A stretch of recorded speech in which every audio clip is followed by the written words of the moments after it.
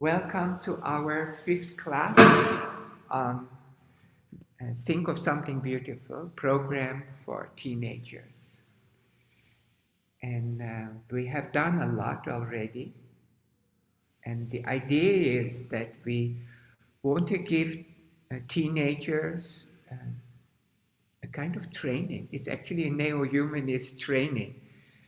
And it can be a camp or it can be for a whole year, or like some places we are planning for 2 years. It can be spread out and it can be condensed. But the main thing is really to help young people understand their own minds. And this is something that is very central to neo-humanist education. And it is something that most of our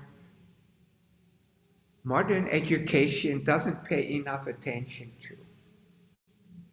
And so our approach is to help children discover why they think what they think, why they react the way they react. We want children to know how they can change their reactions, they can change how they experience their environment, and they can give themselves a direction for hope and for beauty, for love. And so this is actually in a nutshell what we are doing with this program. And I feel very passionate about this. Sometimes my friends, they tell me, oh, teacher, you're doing so many programs you're doing. Because basically we have baby yoga, we have this kids yoga, 1, 2, 3, and then, we have this yoga of emotions for adults, 1, 2, 3, and we do storytelling and fairy tales, so many things. And sometimes I also think, why do I have to do so many things? But about teenagers, I feel very passionate. And I think the reason why I feel so passionate is that as grown-ups, and especially as yoga teachers or spiritual teachers, it is our duty to guide the new generation in such a way that they can succeed in the world. And if children, like the situation today, and that out of 5, actually now people say 5, out of 5 kids, 1 kid will face serious mental problems, then I think that is a problem of our education. We didn't give that child the training to manage themselves. And for many years, we have focused on storytelling, especially for younger children, and so children's yoga, storytelling. These are very good programs to actually make their young minds healthier, so that when they come to puberty, even if they're not in our class, they have more capacity to manage their emotions, and they have more capacity to control their behavior. And so the first 10 years, if we can give children's yoga, storytelling based curriculum, this will help them pass through their teenager years. But many kids don't have this opportunity. Now, we have discussed before, but I think it's always good to remind ourselves globally, teenagers are considered a problem for society, because they get maybe pregnant, they get involved with drugs, and even like Taiwan, which is quite conservative society. I heard something like 50,000 young teenagers have already experimented with ketamine or other drugs. And so drugs is a problem for teenagers, and then alcohol and violence. And so violence in the United States, I saw a shocking figure. It's close to 1 billion US dollars every year get, you know, uh, damage done by teenagers. 63% of murders involve 15 to 25-year-olds. And so these figures are actually quite shocking. And so the governments, actually all over the world, they are spending money to try to stop this. Now, I have referred to you before. I remind you again, this Timothy Wilson, the professor at, I think he is Virginia University. And he has been doing the research on this for the last 30 years. And he says many of these programs on which the government spends millions and millions of dollars, these programs are not effective. And so scaring children or informing children about the dangers of drugs or teenage pregnancies or alcohol or violence or gangs, these programs are not effective. They don't work. Rather, they have the opposite effect.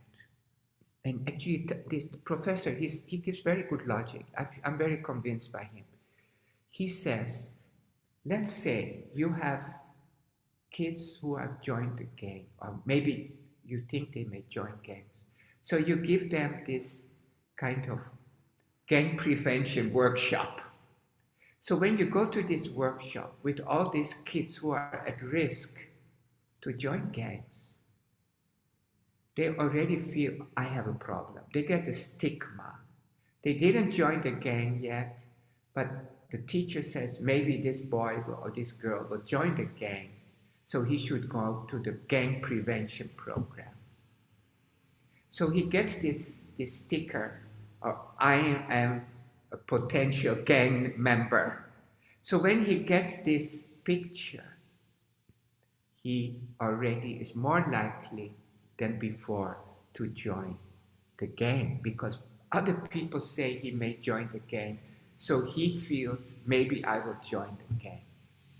Okay, so many of these so-called prevention programs actually cause more harm than they help. This Professor Timothy Wilson, in his book Redirect, he writes that what works is redirecting the children's story. So helping children see themselves in a new way. Now this is what we are in yoga doing all the time. And we, through yoga, but our meditation, our chanting, and we sing Bhavanam Kevalam, love is everything, love is everything.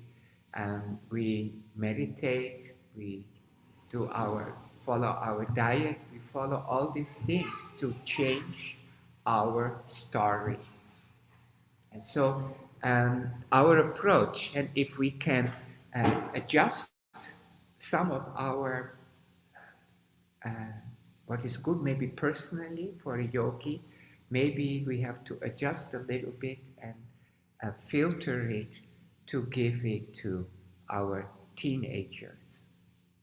Now, so far, we have done a lot, and I think it's always good to review because we move on and maybe you forget where we were before.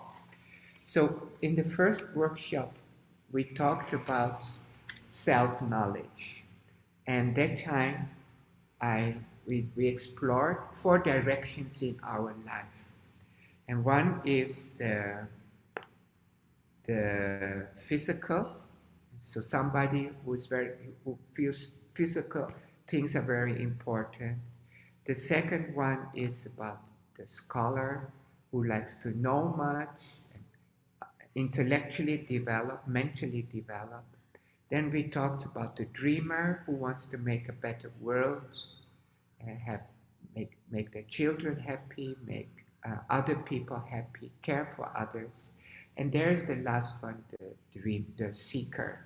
And the seeker is the person who looks for spirituality.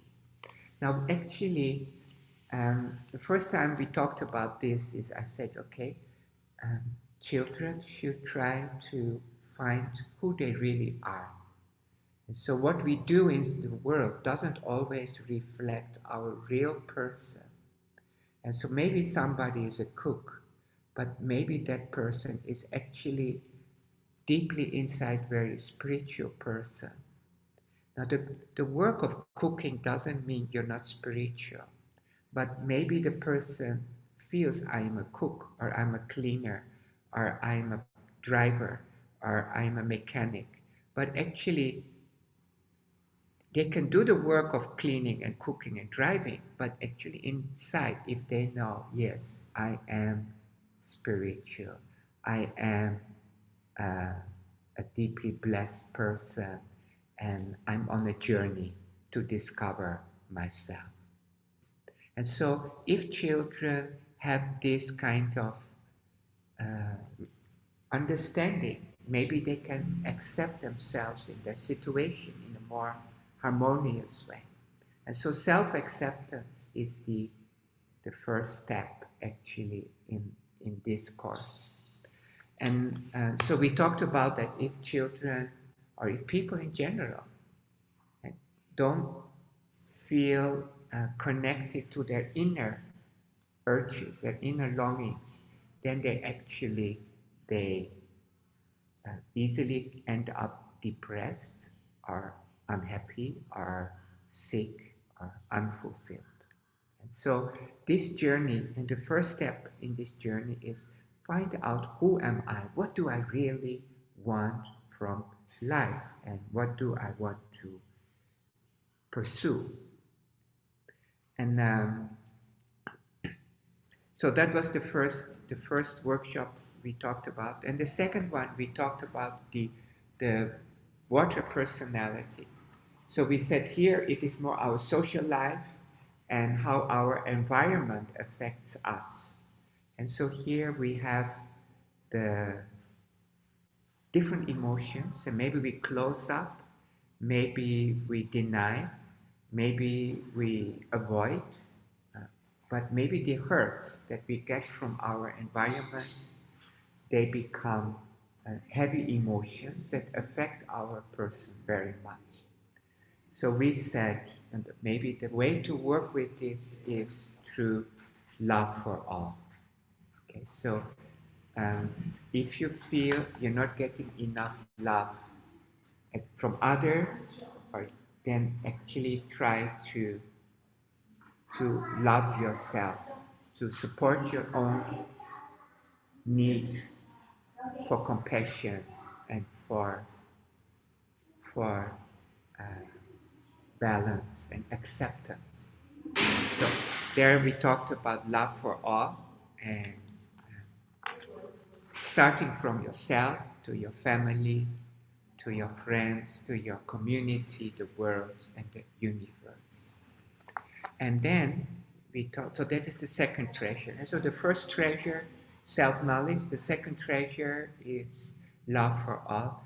The third treasure is to do with our fire personality. And so we have different layers of the personality, and the fire person looks for control, independence. And so here we have the independent, our own effort to control our own lives. And so we can develop our career, or we can, work in different ways. And the emotions connected to the difficulties with our work life is maybe I don't do a good job, and so you feel shame, or maybe you feel others are not doing a good job. You blame the other people, so you scold other people. You speak bad about others. Maybe you lose your temper, and you become an angry person, and you start nagging people or uh, shouting at people.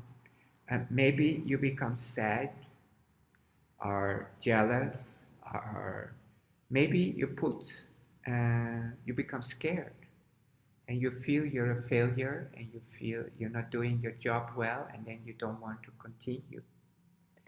And so there's so many possible emotions. Are you work extra hard and you put more effort, you become a workaholic, you hate, or you follow somebody blindly or something blindly. And that time we talk about Pinocchio. Okay. So last week, so this is the fire person and the possible emotions we get. And so we said, okay, if you have this, in this situation, values are very important. And we talked about don't hurt others, and we talked about honesty, and I think the values we haven't discussed enough, but in future, maybe the last class we will talk about it in detail. And then we talked about conflict resolution, so how to work out our problems. Yes. So these are all different things that can help us become more successful. Now, last week we talked about the heart and the air personality. And so here we talked mainly about hope and connection and effort. And so here, hope. And then mamata means affection to others and effort. And also consideration and worry. And so there are many different emotions in the heart, and that we did last week. And so at that time we said it's very important to talk with children about what's going to be next and what are we going to do, what do we want to do, and so what is your future and how do you get there. And that time we discussed two important things I think is always good to repeat. One is positive thinking, and so daydreaming, you can say, and the other one is hope, where you build also the steps how to achieve your plan. And I think that is a good thing to discuss with children. That, okay, they have a vision, they want, now what are your steps to get there? And don't only fix on the goal. Now today, actually, we are going into a very big step into a different environment, and that is the space factor. And so we have done the earth, the foundation of our personality. We have done water, means our support group, our friendships. We have done fire, our independence. We have done air, means how we build connection to the other people. And then we have space. Now, space is about the universe. And so here you can see there's a journey from your physical self to your social self to your intellectual and actional self to your vision self. And here actually you lose yourself. In space, you're connected with the universe. And so when you can surrender and let go, and you flow with the universe, whatever comes, you have to accept. And so you are in a totally different state. And this is the speciality of human beings. And so animals, they cannot move themselves to this universal flow. But human beings have the choice to direct our lives towards this universal flow. And once you connect with the universal flow, your life becomes very different. And so the first step, when we have to surrender. And so surrender is the first step. And then we have to practice. And so here I put the ascetic. The ascetic means the person who disciplines himself. And so surrender doesn't come just, oh, I surrender, and that means surrender. Surrender needs discipline and needs practice. And then here also comes the blissful self. And so you become, here there's the inner joy. And so here is your already sweetness. And here you don't rely on any physical thing, you don't rely on any social thing, you don't rely on name or fame. Here you are already connected to your natural infinite bliss of the universe. You're a healer, and so you're a person who can give to others and bring health and beauty. You are a transformer. When you operate from this, you are the one to help and make the world a better place. Here you are moving into deeper and deeper consciousness and Kundalini rising. Here you develop ideas and concepts that can help the people have better lives. And so here are all very beautiful qualities. You can see the future, you can see what happens in other places, so you get occult powers. Here you are gifted with qualities that actually humanly is not developed by learning, but they're inner gifts that you become a genius. Here you connect so much with the universe, you can hear the sound of the universe. And so here you have the beauty of grace. Here you have the art. You have the you magician. So all the good qualities of human aspiration are actually here. So he actually, and maybe for children, I don't know how your students will react when you introduce this, but there are some stories. And I think stories and life stories, they also always work the best. And so a person out of the heart, out of hope for a better world, hope for helping, you become an extraordinary human being by having a bigger goal and actually transcending hope. And so here, for example, Nelson Mandela, and he was in South Africa, and those days, white people and black people, they could not work together, they could not live together, they could not sit in the same bus, go to the same hospital, and there was apartheid. And he was fighting to end apartheid. He said, we are all human beings, we have to equal dignity for everybody. And he was caught and he was put in jail, and there was a court case, and it was dangerous for him. He could lose his life. But he said, this is an ideal of equality for all human beings. It's what I believe in, I'm ready to fight for, and I'm ready to die for. And so this person didn't just live with hope.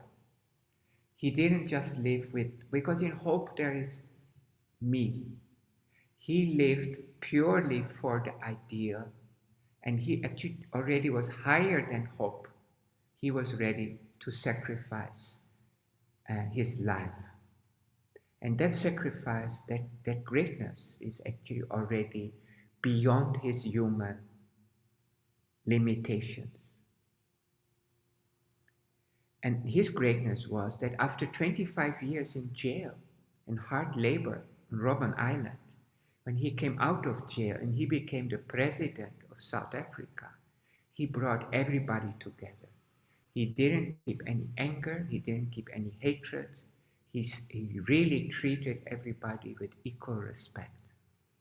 Now this kind of person is already in many ways open up to this this universal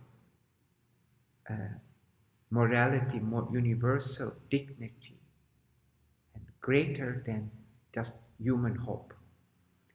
And there are many people in history. I think many of you know Schweitzer. Schweitzer lived with hope. And he was not a perfect human being. And his own children tell that he was not a perfect human being, but he believed in a great thing. And that great ideal made him great. You see this in Martin Luther King from America. There's one case I like to share. He was a German priest, I think, and during the Second World War, and he was fighting against the Nazis. And he was a Christian man, and he was loving and caring and kind, but he knew that what Hitler was doing to the Nazis was wrong. And so finally he took this mission of protecting other people to a point where he was locked up and put in an extermination camp, and where he died. And so he was ready to live for his ideal and die for his ideal. And no, I think it's not really our aspiration to die for our ideals, but we have to take our commitment to a higher level, that this is not personal anymore. This is universal. And so these forces are in everybody. And I think this is what we want to encourage the children. And so when we talked about the earth personality, remember 4 qualities: physical, mental, psycho-spiritual, and spiritual. Many children, and now not only children, I think even amongst ourselves, we have not really fully accepted our spiritual identity. We haven't really accepted that we are infinite consciousness. We haven't really accepted that we have all these qualities within us. That we have all these qualities. We suppress this part of our being. And I think as we move through this course, and I think the children also will come to realize that, do I have the capacity to see the future? Do I have this in me to only love everybody and help and serve? Do I have this strength?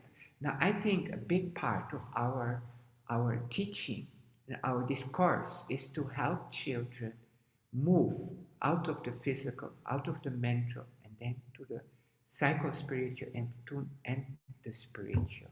Yes, every one of us, every human being has all these capacities.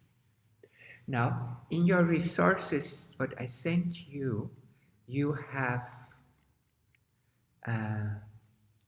the first page is about intuitive wisdom. And so here, so when we talk about these qualities, we have this insight and it's hidden and we have to find it, okay? So an intuition, in society, when people socially talk about intuition, they talk in a more limited way. When in our philosophy, when we talk about intuition, we talk about cosmic consciousness, okay? Most people think about intuition as a gut feeling. Intuition goes much deeper. But just to connect to society, and many famous CEOs, like Steve Jobs or Richard Branson, or many, they say many things they decide is based on gut feeling. So basically intuition. They felt this is the right thing and they jumped. Even Einstein, he said the only valuable thing is intuition. And so you go with a feeling, and that feeling comes from your space personality. And I always like to say this story that, because I remember, this is the only thing I remember from my chemistry class really well, is that the person who made the periodic table, and I think it's Mendeleev, he saw it in the dream. And so he saw this periodic table in a dream. And then he knew, okay, this is what how to do it. And then he used his intellect. And so developing intuition is a very important part of decision making. And if our intuition is stronger, then we can help, everybody can make better choices. Now here we have, so far we have done only love is all, meditation, quiet time. Here I suggest another approach, and there are 3 steps, okay? The first step is to train the children to close their eyes and imagine themselves in a special place. And you can spend maybe 1 month, 2 months, 3 months, I don't know how much time you have with your children. Let them feel that in their heart there is a special place. You can ask them to draw it, you can ask them to talk about it, and like we have English teachers online, they can speak. When I close my eyes, what do I see? What do I feel? Where do I like to go? And so they can share, and so they can think about this thing and express these things. The second step is, once you feel they're stable in this practice, ask the children to go into their minds and think of their special place, and there connect with a special friend. Okay, so children, they may have their own friends, or maybe they have an idol. You just tell them, if you close your eyes, you go to your special place, there is your special friend. Now, if you want, and if you've introduced the cards, you ask the children, which of these cards is close, would you like to know better inside you? And so would you like to know the whisperer, means who can talk with the animals, who has different psychic capacities?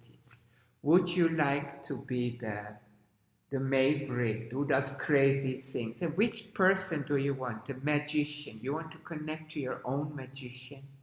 You want to connect to your own musician or to your own artist? Or you just want to connect to the whole universe?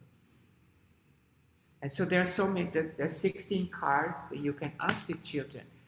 Maybe they can pick them at random. Okay, today you connect with this inside you. Who is your philosopher? Who is your genius? Who is your dream, the visionary, the prophet who can see the future? And so this is a very interesting practice. And so the first step, special place. The second one, ask the children to connect to their own special friend. And here you have choice. And the third step is gift of the heart. So here, connect to your special place, go to your special friends, and listen to the wisdom of your heart, of your special friend. And so let's say the children, they connect with their blissful self, and Amrita. In Sanskrit, we call Amrita, the blissful self. Connect with that and ask the children, what do you feel? What do they give you? And so they go into quiet time. And this is a very neutral way to help children build deeper connection with their own intuition. And so ask them to find which of the space cards can help them, can support them, and uh, help them grow. And then you discuss with the children.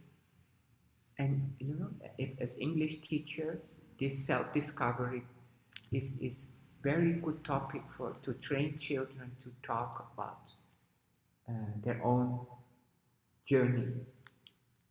And I think if children, the first step, values, that already can help so much. The second step, hope, see your future. The third step, see your own infinity. If children can connect or learn that there is something more inside, maybe they can't even connect, but maybe can learn that there is more inside, that is already enough to overcome the pain of maybe social bullying or abuse or action of failure. And if children can learn that I have a genius inside, I have beauty inside, I have bliss, and I can connect, I can feel it, and that bliss can help me, I think that is already a very big step in their journey. And our master in all these things, actually I also don't know anything, I also learn. But our master says that if children during adolescence come in touch with pure consciousness, their whole development will be smooth. So if children can connect somehow with the purer self, then whatever they do is going to be more balanced and more harmonious. Yeah, so this is actually very interesting practice and activity we can do with the children. And so it's intuition. Now in your resources, which I sent you, there are some intuitive games, okay? And because we're online, it's not so much fun to do this game, it's not so easy to do also. We can just maybe read, and if you have any questions, you can ask. The first one is guess colors. Okay, so you prepare 3 colors. Usually we use red, blue, and yellow. And these colors you put behind a person. And that person will close the eyes, and then in the group, another person will choose one of those 3 colors and show everybody that color. And then everybody will close their eyes and send that color to the person who has to guess which color they chose. And so there's one person who has to guess, and the other people help send their color to that person. And the person doesn't know, so cannot use intellect. So it just empty mind, okay, and empty thinking, and pure intuition. And intuition goes beyond logic. And one time we played this in Kunsan, and every time it was successful. In Taiwan, I played it once with a group of teenagers actually. And one girl, 8 times, she was correct. Then we had to stop her so other children also could have a chance. And so this is intuitive knowing. Logic doesn't help you here, it's pure intuition. So this is a nice activity you can do with your students. The second one is called the gift. So here, you pair up your participants, and they sit cross-legged facing each other. And one of them will put their hands down, and the other will put their hands like this. So one is their hands like this, and they don't touch, and the other put their hands like this. So the person with the upper hands both will close their eyes, and the person with these hands mentally will send a gift to this person, to the other person. Okay? So one will send the gift and the other has to receive the gift. Now, in Chinese, we call this mo qi. Do you have mo qi? Do you have connect with each other? And so this is another intuitive game. So here again, children, they adults, anybody, hi. So other children, they so they just try out if they can connect or not. We find in family connections it's very interesting, especially if you have this father and mother and son or mother and daughter. Most daughters know what mother's gift is. Most mothers know what their daughter's gift is. Mothers know what their son's gifts are, but the son doesn't know what mother gives. Very interesting. Many boys are not so intuitive developed. But it's a nice activity and very simple. You don't need anything for that. And the third activity, also an intuitive game. And again, same, team up 2 by 2. And each team has 3 cards. One says yes, one says no, and the third card says maybe. Okay? And so the one person will mix up the cards, and the other person will close their eyes and mentally ask a question. And they want an answer, yes, no, or maybe. Okay, it's maybe similar to when you go to the temple and you do this back way. And so you try to find out if you can trust your intuition to answer this kind of questions. So these are 3 interesting intuitive games. So this is one step in your program in this about the space personality, is connecting to your intuitive self. Now the second part is thinking about thinking. Okay, so in psychology, this is called metacognition. Metacognition means you learn to think about thinking. So here actually this is what we have been doing already. And so here we analyze again more. Why do I do the things? Why do I think? And so in your resources, I put 5 whys. And this method was developed by somebody in Japan. I think it was Toyota. And there was basically an engineering problem in the factory. So then this engineer wanted to know why there is a problem, why something is not working. And then they said, well, it's not our problem, it's somebody before us, somebody else. So then he asked the second why the problem is there. And they said, well, the problem is not here, the problem is before us. So the third why. So he came to 5 whys. And every time he has an experience, he would use the 5 why method. Now, actually, you don't need to be stuck on 5 whys. Maybe 3 whys is enough. Maybe you need 6. But if you ask yourself a question, so, for example, okay, I'm hungry. Now, you ask yourself, why am I hungry?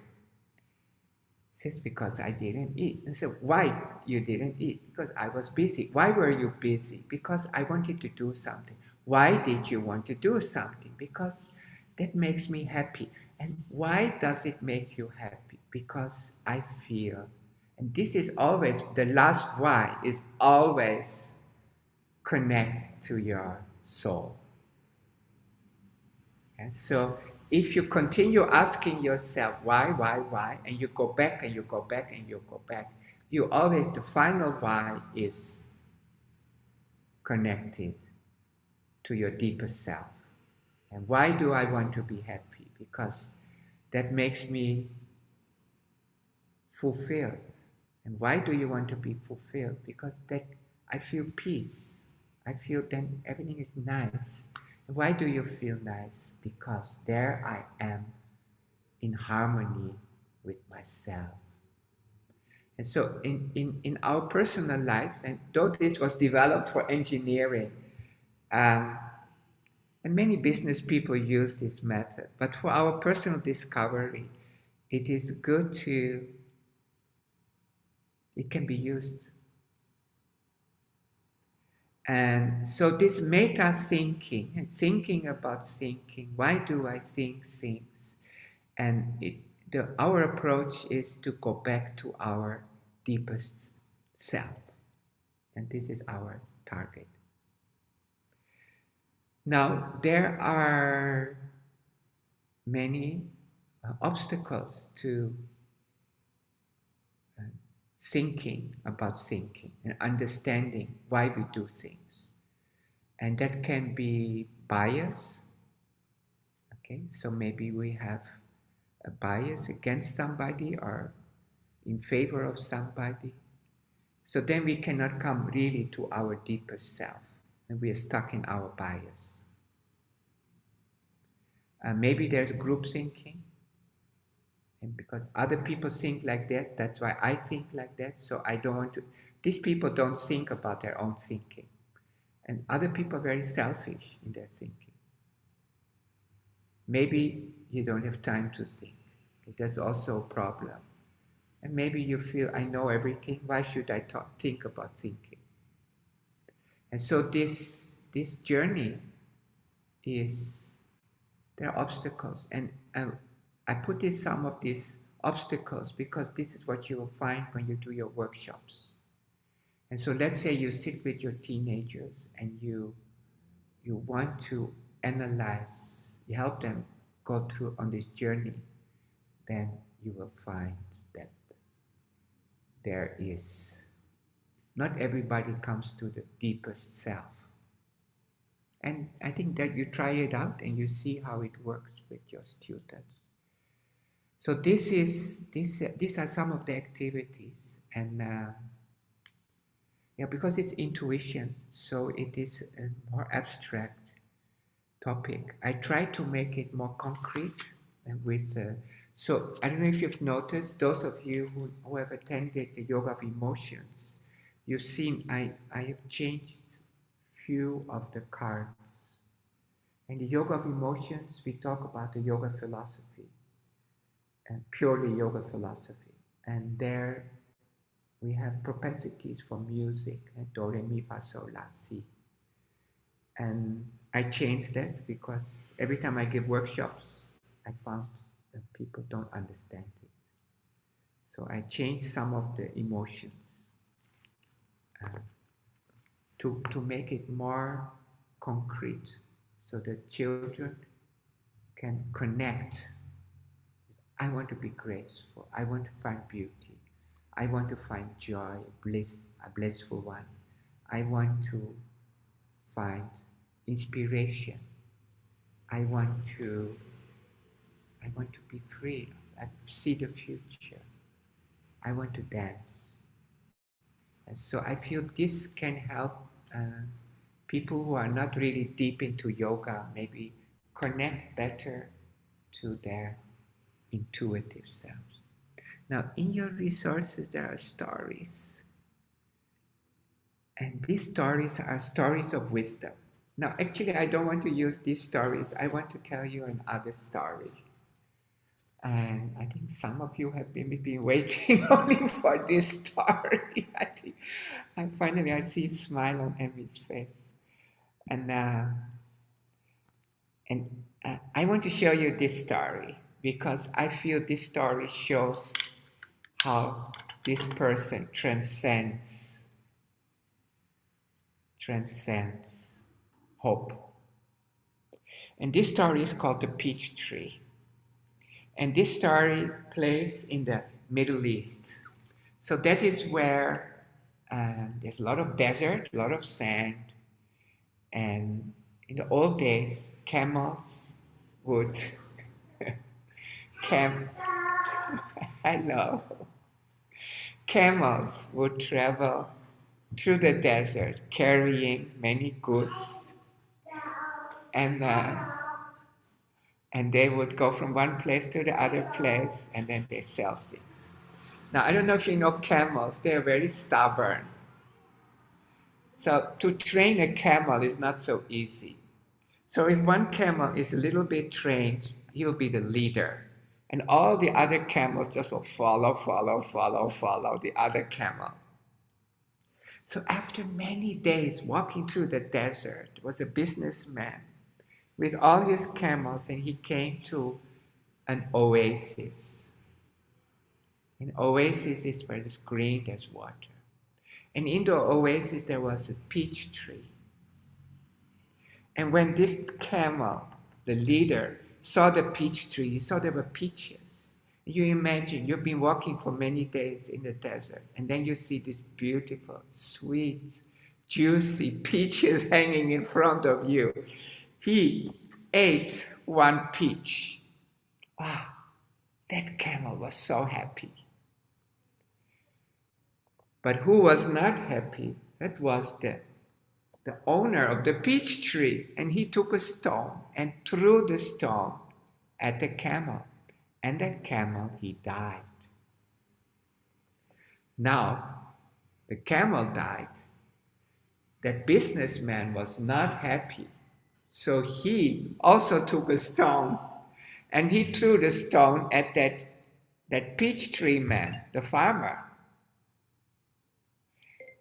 Now the farmer died. When a camel dies, that you can solve, but there's a human being that was killed. That is problem. So the businessman was very sorry, and his sons came. The sons of the farmer came, and he says, I'm so sorry. Let me give you money. I want to give you money. Please, I didn't do it on purpose. And the son said, no, we don't want your money. My father is dead. Our father is dead. We want you also should be punished with death. Now, there was a king, and they called the Shah. So the Shah was called, and the Shah heard this, and he said, listen, boys, your father died, and he's very sorry, but the businessman didn't do it on purpose. He's not a murderer. He saw his camel was killed. He was angry, and said, please take the money. And the son said, no, our father is dead. We also want this man is dead. So the Shah couldn't do anything. So he called the hangman, you can say, with a sword, and they made a big stage, and many people came to see. And the businessman, he stood there and he said, okay, a country needs laws, and I accept a law. Without a law, there is no country. So I accept to die. But he said, Shah, a king, let me go home, settle my family's problem. I will come back after 1 week, and you can kill me. And you can punish me. And the Shah said, okay, I can do that, but I cannot let you go like this. If I let you go like this, you will not come back. So he said, who wants to take your place. If he doesn't come back, that person has to be punished with the death. Now, from all these people, nobody raised their hands. And then the Shah asked, anybody? He says, no, nobody. Finally, far, far away, there was an old man. And the old man said, I will take his place. And the people said, don't go. This man will never come back. You'll be punished. He says, I will take his place. So the businessman quickly went home, and the people waited for 1 week. And after 1 week, the businessman didn't come back. And again, they made a stage, and they put the old man on the stage. And there came the hangman with the sword. And the people were waiting for the right time. And the Shah was there, and the Shah was very sad, because he knows this was not a bad man. And he didn't like to do the punishment. But he was the Shah, he was the king. He has to follow the laws. So after the time came, he told the hangman, get ready. But still he was not happy. And finally, he was going to raise the arm with the sword to cut off the head of this good man. And far away, the Shah saw dust, and he said, stop. And the dust was coming closer and closer and closer. And as he was coming closer, they saw it was the businessman riding a donkey. And the businessman quickly jumped on the stage and he says, King, I'm sorry. I'm late, I'm here. Please, you do your duty. I accept my punishment. And the king was looking at all this, and he was shaking his head, and he looked at this businessman, and he looked at this old man, and he said, businessman, why did you come back? He said, well, this is the law of the land, and I feel we have to follow the law of the land, and then our country will be good. And the king was happy with that answer. Then he asked the old man, he said, and you didn't know this businessman. You didn't know if he would come back. He says, why did you agree to take his place? And he said, if I cannot believe the word of a fellow human being, I don't want to live in this world. He promised he will come back, so that's why I took his place. And when the Shah saw these two good people, he says, there's no killing today. And he said, he called these farmers' sons, he says, accept the money, take the money, there will be no killing. I need these two people to work with me in the palace to make this country a better place. So I tell you this story so that you, because I feel this story shows, and this old man, he is so true. He doesn't care about his own life. He wants the truth in himself and in others. And I think this is the greatness that I think sooner or later we all have to live, and that we learn to embrace something bigger and more beautiful and valuable and meaningful. This is my sharing for today. I don't know if anybody has any questions or wants to share something. Didi Ananda Suveda, do you want to share something? Yeah, I have one thinking. So this class is just for the, for the normal children, right? Not those already have something like a mental problem already. Well, I think we we try to use this more as prevention than as cure. So, but for example, I know in Indonesia there are some centers where there, maybe people were in trouble. They are there. I think you can go there. I think this will, if they can, first of all, do yoga, okay? Because we do it online, so I cannot do much asanas. Asanas, breathing, then quiet time. These are chanting. This is already wonderful. And there is research on the efficacy, I mean the benefits of yoga for teenagers. So you don't need to worry. There's not an experiment. It works. Children who do yoga and their glands are more balanced, their behavior is more balanced. They they are better in school. They are better at home. So this is the first point. Then actually, what very interesting.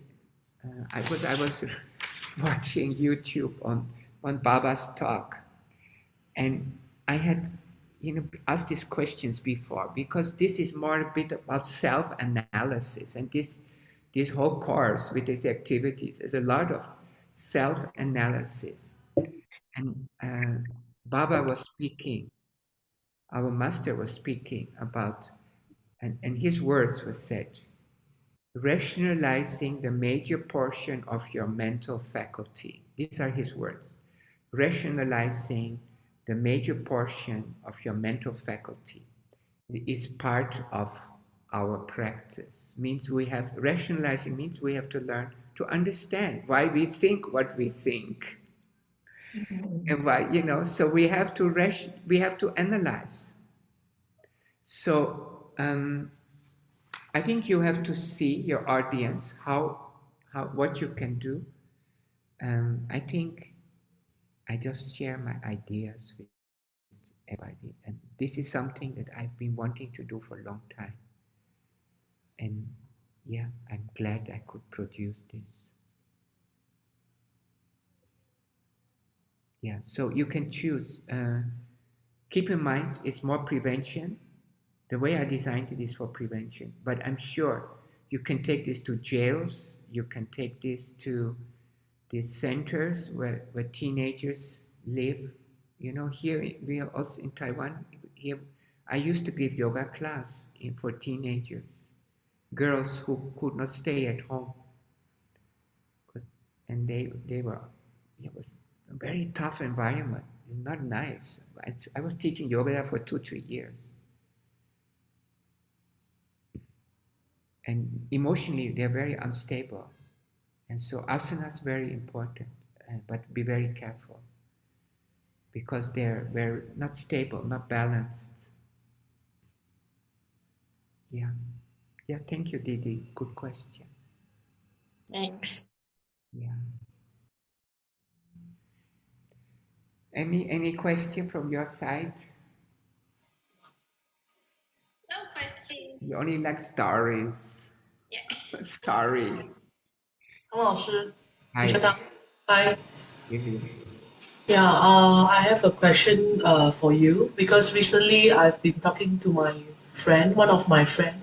Her daughter is 20 years old, and her daughter is my friend as well. So recently we lost our teacher, our calligraphy teacher. So she has this behavior when somewhere in June, we lost our teacher. And somewhere in July, they went for a family trip. And her mother realized that she's talking to the air and mentioning about the teacher's name. Teacher Lee, please sit down. Teacher Lee, we are having lunch now. Please have lunch together with us, something like that. and she's like visualizing the teacher and start talking to the teacher. I mean, in the air. So the mother is worried about her condition. Mm, yeah. So I was telling her that if I come across, I can speak to you. I'll check with you what's happening. Well, because that um, this is a kind of psychosis, right? It's a hallucination, or maybe it is something. I don't know the girl, but the way you tell me, it there must be some other cause behind this. So this is maybe what you see on a certain level, but why? Maybe she's really intuitive person, okay? So maybe but from our yoga perspective, we also don't accept this idea of ghosts or things like that. So somewhere in her uh, mind there is something split off, and um, she's caught up in this this condition. Um, there must be somewhere that this person, this girl, is mentally hurt, and so it is basically these things usually happen at the water personality, at the second chakra.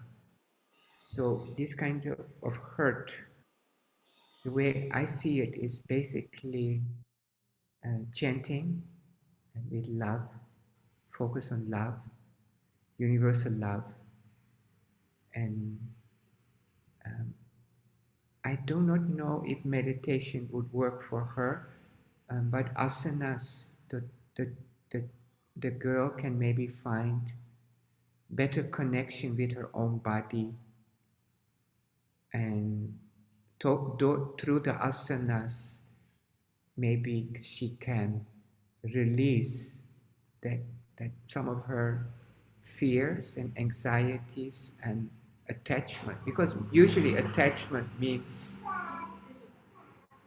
fear, okay? And we all have attachment, so we are all connected to these fears. And so if we cannot let go of somebody who passed away, it is because our own self-connection is not strong enough.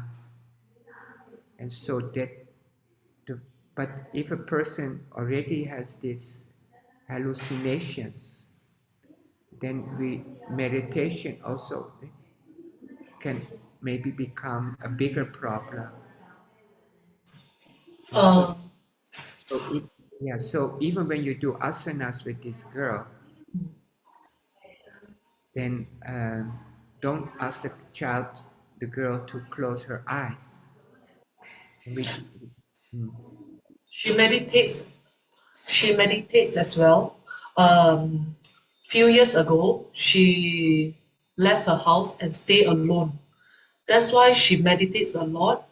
And I am not sure, like what you say, is meditation good for her? Because since she has this uh, illusion or hallucinations, yeah. So hallucination.